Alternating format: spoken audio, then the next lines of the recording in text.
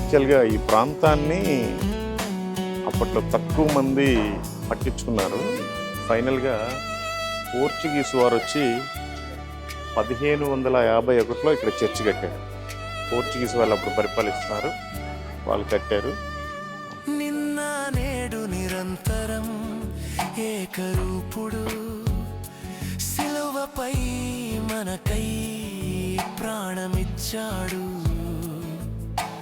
మూడవ దినమున తిరిగి లేచాడు.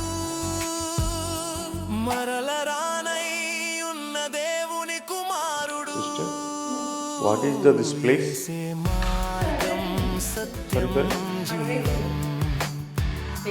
యేసే దేవుని మహిమ ఓన్లీ ప్రేయర్. Any relic? ఆయన ద్వారానే రక్షణ Saint Thomas, where is the water? వేరే మార్గం లేదు లోకంలో. This is what? That is already done. What is this? I not understand. Only prayer. Okay. So ఇక్కడికి వచ్చేవాళ్ళు ఇక్కడ ప్రేయర్ చేస్తారు. ఓకే. సో ఇక్కడ ఓన్లీ ప్రేయర్ హాల్ అంట. ఇది బయట స్ప్రింగ్ వాటర్స్ ఉన్నాయంట. అంటే తోమా గారు ప్రార్థన చేస్తే వాటర్ బయటకు వచ్చాయి. அது இறுக்கமாகி பாறையாக உருவாயிருக்கு. அப்போது வந்து மண் குன்றுகள் மாதிரி இருந்திருக்கு. அப்போ அந்த ஹோல் அதில் வழி தெரிஞ்சதால் அந்த ஹோல் வழி போட்டு அவர் உள்ளே போயிருக்காரு. உள்ளே போய் அதுக்கப்புறம் அந்த இடத்துலேருந்து ஒரு வழி, அது சின்னதாக நம்மளுக்கு சாம்பிள் காட்டியிருக்காங்க, இடத்துக்கு ஏற்ற மாதிரி சின்ன சாம்பிள் வச்சுருக்காங்க. பட் பெரிய வழியே தான் இருக்கும். அவர் கை போய் உள்ளே போயிருப்பாங்க.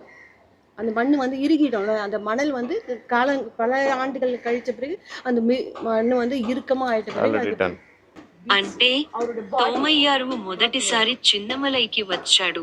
అంటే అతను కేరళలోని కడలూరు నుండి తీరం వెంబడి వచ్చాడు. ఆపై అతన్ని వెంబడించిన సైనికుల నుండి తప్పించుకుని ఇక్కడ గుహగా మారిపోయాడు. ఇది ఒక అడవి. చిన్నమలై ఒక అడవి లాంటిది, మరియు అడవి లోపల ఒక గుహ ఉంది. గుహలో ఒక గుహ ఉంది. అతని చేతి ముద్ర ఆ దాగి ఉన్న ప్రదేశంలో ఉంది. కాబట్టి అతను ఆ సమయంలో ఎంత పెద్ద మరియు పొడవైన వ్యక్తి అనేదానికి ఇది సాక్ష్యం. Thank you, sister. Thank you so much. Please tell me that is a water miracle. You can come now 10 minutes.